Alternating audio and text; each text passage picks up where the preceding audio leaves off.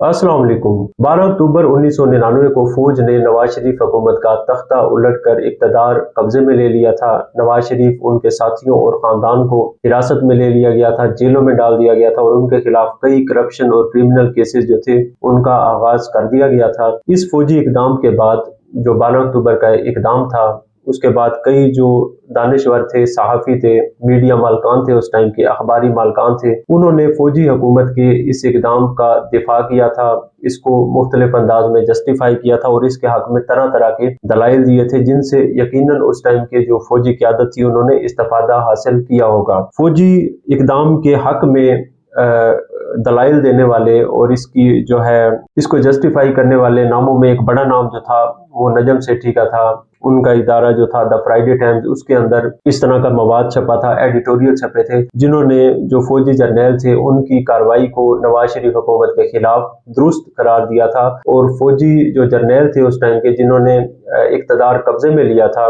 नून league का जो इक़्तिदार था उसको जिन्होंने कब्जे में लिया था, उनको उन्होंने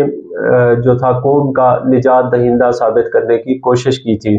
इस हवाले से उन्होंने द फ्राइडे टाइम्स के अंदर 15 अक्टूबर 1999 को एक एडिटोरियल जो था वो लिखा था और इस एडिटोरियल का जो उन्वान था वो था सेवियर्स, यानी कि निजात दहिंदा, कौम के निजात दहिंदा। और इसका मौजू जो है मैंने बता दिया कि उन्होंने निजात दहिंदा जो था वो इस एडिटोरियल के अंदर किन को साबित करने की कोशिश की थी। उनके इस एडिटोरियल के अंदर द फ्राइडे टाइम्स के जो कुछ लिखा गया था, इस फौजी कार्रवाई का जो पस मंजर उन्होंने बयान किया था और उसमें उन्होंने नवाज शरीफ हुकूमत जो थी उसको कसूरवार जिस तरीके से ठहराया था वो मैं आपके सामने पढ़ देता हूँ, वहां से आपको अंदाजा होगा नजम सेठी के इदारे ने इस मुकदमे को फौज के हक में किस अंदाज से लड़ा था। मैं उनकी जो तहरीर है, एडिटोरियल है, उसमें से मैंने कुछ पैरे निकाले हुए हैं, उनका ट्रांसलेशन किए हुए हैं, वो मैं आपके सामने पढ़ देता हूँ। उन्होंने ये लिखा कि जैसा कि आपको याद होगा कि गुज़िश्ता बरस जनरल जहांगीर करामत को बरतरफ करने के बाद नवाज शरीफ ने उनकी जगह जनरल परवेज मुशर्रफ को आर्मी चीफ लगाया। जनरल जहांगीर करामत ने गवर्नेंस में मुशावरती अमल के फुकदान की बात की थी तो उन्हें निकाल दिया गया था। यहाँ पर उन्होंने बताया है कि जब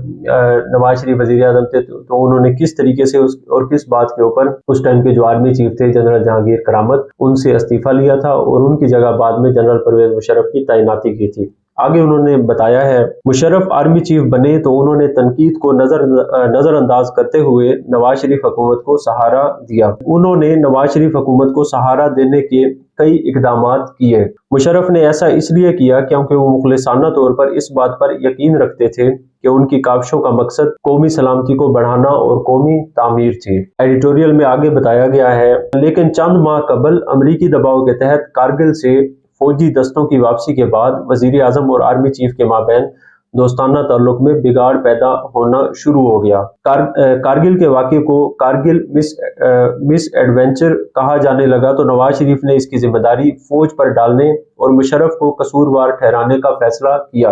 यानी कि कारगिल जो वाक़या था उसको कारगिल मिस एडवेंचर कहा जाने लगा, इसके ऊपर तनकीद की जाने लगी। तो बकौल नजम सेठी जो उस टाइम के वजीर आज़म थे नवाज शरीफ साहब, उन्होंने सारा जो इसका मलबा था वो फौज और बिलखसूस जो फौजी क़यादत थी जनरल परवेज मुशर्रफ जो थे आर्मी चीफ, उनके ऊपर ये था सारा मलबा डालने की कोशिश की। आगे इन्होंने लिखा है कि दर हकीकत इस किस्म की वफ़ाएं भी गर्दिश कर रही थी कि वजीर आज़म नवाज शरीफ की इंटेलिजेंस एजेंसियों ने आर्मी चीफ और CGS यानी कि चीफ ऑफ जनरल स्टाफ जो उस टाइम के थे जनरल अजीज खान जिनका नाम था, उनके माबैन गुफ्तगू को रिकॉर्ड किया और इस रिकॉर्ड शुदा गुफ्तगू की टेप्स जो थी उनको नई दिल्ली भेजा, यानी भारत भेज दिया। इसका मकसद कारगिल वाक़े में नवाज शरीफ की बेगुनाही को साबित करना था। यहाँ पर जो नजम सेठी साहब है उन्होंने उस टाइम की कुछ अफवाहों का जिक्र किया है कि उस टाइम ये अफवाहें भी जो थी वो गर्दिश कर रही थी कि जो नवाज शरीफ साहब थे उन्होंने अपने मातहत जो इंटेलिजेंस एजेंसियां थी उनसे उस टाइम के आर्मी चीफ और chief of general staff general अजीज, उनके माबैन जो गुफ्तगू हुई थी उसकी खुफिया रिकॉर्डिंग करवाई। उस रिकॉर्डिंग को फिर भारत भेजा और ये बताने की कोशिश की कि जो कारगिल का वाकया है उसके अंदर मैं कसूरवार नहीं हूँ, बल्कि जो सिविलियन क़यादत थी उस टाइम की उसको तो इसका इल्म ही नहीं था। ये सारा जो था फौजी क़यादत का जो था मंसूबा था, खेल था, उन्होंने इसको जो था इम्प्लीमेंट किया था। اس طرح کی افواہیں جو تھی اس ٹائم زیر گردش تھی۔ بقول نجم سیٹھی انہوں نے اس چیز کو بھی ان کے ادارے نے اپنے ایڈیٹوریل کا حصہ بنایا ہے، ان افواہوں کو بھی جو تھا اپنے اس مقدمے میں شامل کیا ہے جو فوج کے حق میں انہوں نے اس ٹائم پیش کیا تھا۔ آگے انہوں نے اس ایڈیٹوریل کے اندر بیان کیا گیا ہے کہ اس چیز سے ناراض آرمی چیف مشرف کو مجبوراً بیان دینا پڑا کہ کارگل کے واقعے میں ہم سب آن بورڈ تھے، یعنی کہ فوجی قیادت اور سویلین قیادت جو تھی وہ کارگل کے واقعے پر آن بورڈ تھی۔ یہ بیان دیا تھا جنرل پرویز مشرف نے۔ وزیر اعظم اور آرمی چیف کے مابین تعلقات اس وقت خراب ہوئے جب آرمی چیف مشرف نے اعلان کیا کہ کارگل سے یک طرفہ طور پر فوجی دستوں کو واپس نہیں بلایا جائے گا۔ اس وقت نواز شریف واشنگٹن جانے اور یک طرفہ طور پر سرنڈر کرنے کے منصوبے بنا رہے تھے۔ اس واقعے سے مسلح افواج کے جوانوں کے حوصلے پست ہوئے اور غم و غصہ پیدا ہوا، یعنی کہ نجم سیٹھی کے ادارے کے بقول جو نواز شریف صاحب تھے وہ یک طرفہ طور پر کارگل کے محاذ پر جو تھے وہ سرنڈر کرنے کے منصوبے بنا رہے تھے۔ اس چیز کے بارے میں انہوں نے لکھا اور پرویز مشرف کا جو اس ٹائم کا موقف تھا کارگل ایشو کے اوپر وہ بھی انہوں نے بیان کیا ہے۔ اس کے بعد معاملات نے بری شکل اختیار کر لی۔ ایک طرف مشرف اپنے جوانوں کے حوصلے بلند رکھنے کی ہر ممکنہ کوشش کر رہے تھے تو دوسری طرف نواز شریف خفیہ طور پر فوج کے اعلیٰ حکام میں تقسیم کے بیج بو رہے تھے۔ افواہیں اڑائی گئی کہ آرمی چیف مشرف نے کارگل کے واقعے پر اپنے ساتھیوں بشمول ایئر چیف، نیول چیف اور کئی کور کمانڈرز کو اعتماد میں نہیں لیا تھا۔ اس آئیڈیا کا مقصد آرمی چیف مشرف کی اتھارٹی کو کھوکھلا کرنا اور فوج میں تقسیم پیدا کرنا تھا۔ یہاں پر دی فرائیڈے ٹائمز کا یہ ایڈیٹوریل یہ دعویٰ کر رہا ہے کہ جو نواز شریف کی اس ٹائم کی حکومت تھی اس نے فوج کی جو اعلیٰ قیادت تھی اس کے اندر جو تھی پھوٹ ڈالنے کی سازش کی، اور جو کور کمانڈرز تھے اور جو دیگر سربراہ تھے افواج کے، فورسز کے، نیول چیف، ایئر جو چیف تھے، اور ان سے متعلق یہ افواہیں اڑائی گئی کہ جنرل پرویز مشرف جو تھے آرمی چیف انہوں نے ان کو اعتماد میں لیے بغیر کارگل کا جو تھا منصوبہ بنایا تھا، محاذ آرائی یا جو بھی تھا وہاں پر وہ کارگل منصوبے میں ان کو شامل نہیں کیا گیا تھا ان سب کو، اور اس کا مقصد جو تھا بقول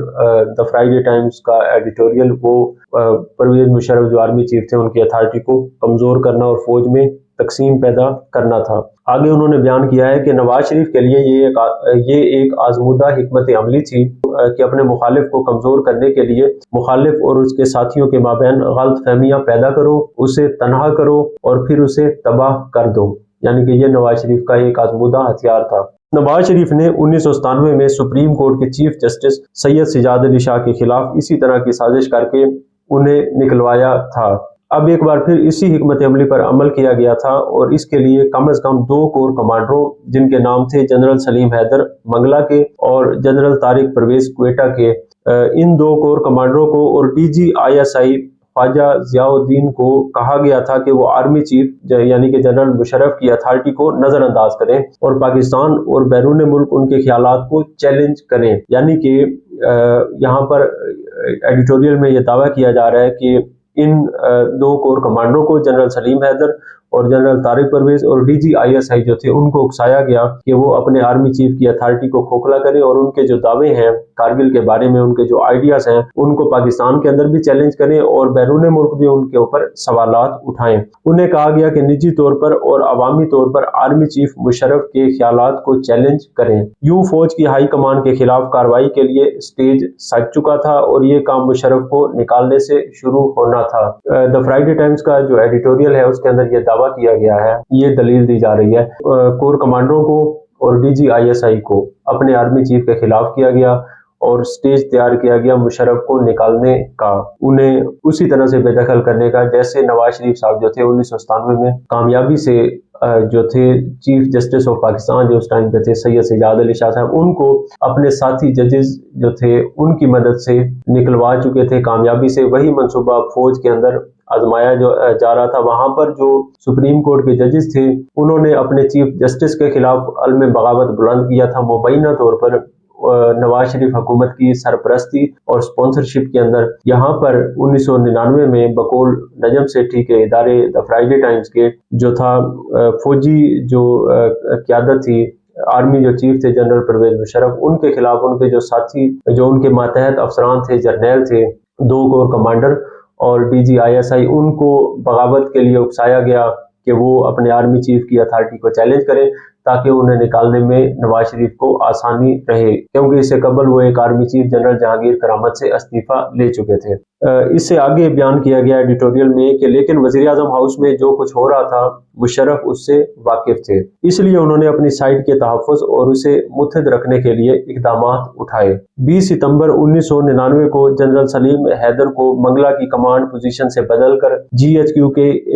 کی ایک سٹاف پوزیشن پر لگا دیا گیا اور ان کی جگہ اس اہم عہدے پر اپنے وفادار جنرل توقیر ضیاء کو لگا دیا گیا۔ اس کے بعد army chief general Pervez Musharraf نے 10 اکتوبر کو جنرل طارق پرویز کو برطرف کر دیا، یعنی کہ جو دو کور کمانڈر تھے جو آرمی چیف پرویز مشرف کی اتھارٹی کو چیلنج کر رہے تھے اور نواز شریف کی جانب سے بقول نجم سیٹھی ان کا استعمال ہو رہا تھا، ان دونوں کو مشرف نے ایک کو بدل کر جی ایچ کیو کی ایک سٹاف پوزیشن پر لگا دیا اور دوسرے کو اپنے عہدے سے ہٹا دیا، طارق پرویز کو برطرف کر دیا۔ جنرل طارق پرویز کی برطرفی دیگر جرنیلوں کے لیے وارننگ تھی کہ وزیر اعظم کی ایما پر یا پھر ذاتی مقاصد کے لیے اختلاف کو برداشت نہیں کیا جائے گا، یعنی پرویز مشرف نے ان دونوں کے خلاف کارروائی کر کے ایک کو کھڈے لائن لگا کر اور دوسرے کو برطرف کر کے کور کمانڈو کو دیگر جرنیلوں کو یہ وارننگ دی تھی کہ وزیر اعظم کی ایما کے اوپر ان کے بہاف پر یا پھر ذاتی مقاصد کے لیے جو اختلاف ہے اس کو برداشت نہیں کیا جائے گا۔ تو اس طریقے سے جو نجم سیٹھی کا ادارہ ہے دی فرائیڈے ٹائمز، اس نے مقدمہ لڑا تھا جنرل پرویز مشرف اور ان کے ساتھی جرنیلوں کی 12 اکتوبر 1999 کے اس اقدام کے حق میں جس کے تحت نواز شریف حکومت جو تھی اس کا تختہ الٹ دیا گیا تھا۔